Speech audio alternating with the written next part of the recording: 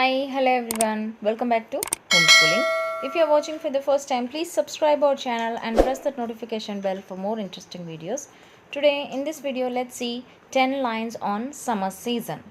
Yes, so here are the some 10 lines on summer season. Point number 1, summer season is the hottest but also the most loved season. Point number 2, for children it is the season of holidays, picnic and fun.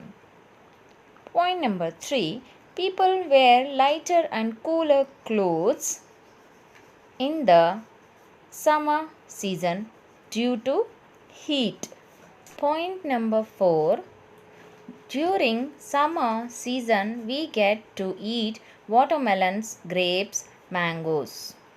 Point number 5, people like to visit cool places like beaches.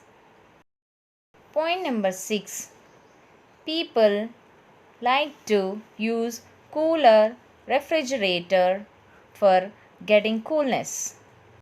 Point number 7, summer season starts in March and ends in June. Point number 8, the days will be longer and nights are shorter in this season.